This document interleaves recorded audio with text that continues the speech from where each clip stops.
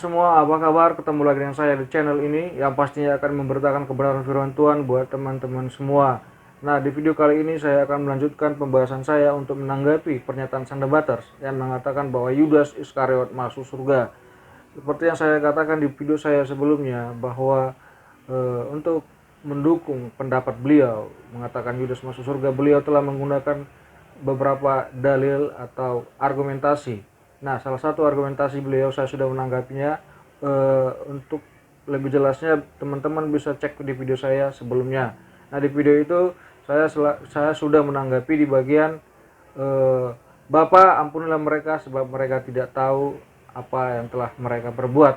Nah, untuk video kali ini saya akan melanjutkan menanggapi di bagian Matius 19 ayat 28.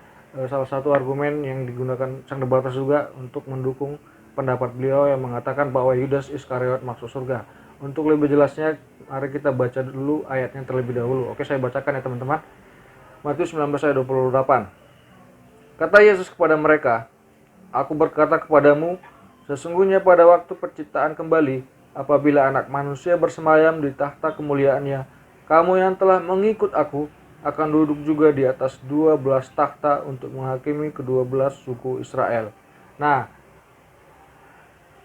dari ayat ini Sang Debaters sangat percaya diri bahwasanya ayat ini tidak bisa dibantah lagi. Dari ayat ini Sang Debaters mengatakan Yudas harus masuk surga, tidak bisa dibantah lagi.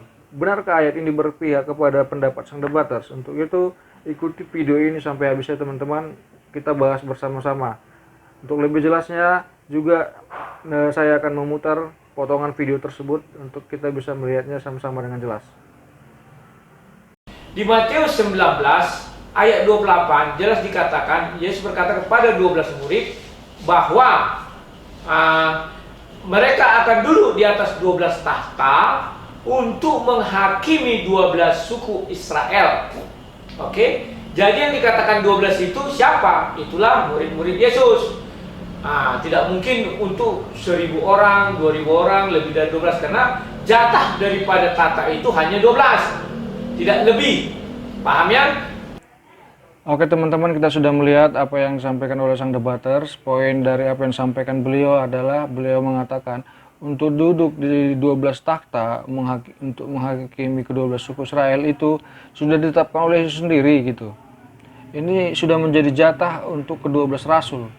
Ini sudah menjadi jatah untuk ke-12 murid Yesus itu sendiri. Nah, di antara ke-12 murid itu kan Yudas. Jadi Yudas termasuk di dalamnya. Nah, ini sudah menjadi ketetapan Yesus. Siapa ya yang bisa membatalkannya? Siapa kau ingin membantah atau membatalkan yang sudah ditetapkan oleh Yesus sendiri? Nah, itu adalah poin dari apa yang dinyatakan oleh Sang Debaters tadi. Nah, untuk menjawab ini, setidaknya saya memiliki dua argumen atau dua sanggahan ya. Oke teman-teman, untuk itu saya mau mengajak teman-teman untuk kita kembali ke Matius 19 ayat 28 tadi. Jelas dikatakan di sana bahwa untuk menduduki 12 takhta, menghakimi 12 suku Israel itu, syaratnya jelas, yaitu mengikut aku. Saya bacakan sekali lagi ya. Kamu yang telah mengikut aku akan duduk juga di atas 12 tahta untuk menghakimi ke-12 suku Israel. Jadi jelas, syaratnya adalah kamu yang telah mengikut aku. Nah, pertanyaannya, apakah Yudas Iskariot adalah benar-benar mengikut Yesus? Nah, kita jangan sampai terjebak dalam pemahaman bahwasanya kalau ikut-ikutan itu sudah berarti mengikut Yesus. Kita harus paham juga bahwa dalam hal mengikut Yesus itu seperti apa. Untuk lebih jelasnya, saya mau mengajak teman-teman untuk membuka Wahyu 17 ayat 14. Untuk itu kita akan sama-sama membacanya. Ya, Wahyu 17 ayat 14. Maka nanti kita bisa melihat bagaimana sih sebenarnya syarat atau kriteria yang bisa dikatakan orang yang benar-benar mengikut Yesus. Oke, saya bacakan. Mereka akan berperang melawan anak domba, tetapi anak domba akan mengalahkan mereka, karena ia adalah Tuhan di atas segala Tuhan dan raja di atas segala raja. Mereka bersama-sama dengan dia juga akan menang, yaitu mereka yang terpanggil, yang telah dipilih, dan yang setia. Nah, jadi jelas ya syaratnya di sini teman-teman ya. Seseorang yang dikatakan pengikut Kristus yang sejati, mereka yang telah terpanggil, terpilih, dan yang setia. Oke, Yudas Iskariot memang terpilih jadi murid, terpanggil menjadi murid. Tapi apakah dia setia? Kalau teman-teman mengatakan dia setia, kita sudah membatalkan dong ayat yang dikatakan bahwa Yudas Iskariot ini adalah seorang pengkhianat. Kita lihat Markus 3:9 dikatakan, Yudas Iskariot yang mengkhianati dia. Kalau Yudas Iskariot mau dikatakan sebagai orang yang mengikut Yesus dan layak untuk duduk di takhta menghakimi kedua belas suku Israel, maka dia harus menjadi pengikut Kristus yang benar. Maka dia juga harus setia. Nah, dalam hal ini Yudas Iskariot tidak setia. Mengapa saya katakan tidak setia? Karena Alkitab sendiri yang mengatakan bahwa Yudas Iskariot itu adalah pengkhianat. Di Markus 3:19 jelas dikatakan Yudas Iskariot yang mengkhianati dia. Apa kita mau membatalkan ayat ini?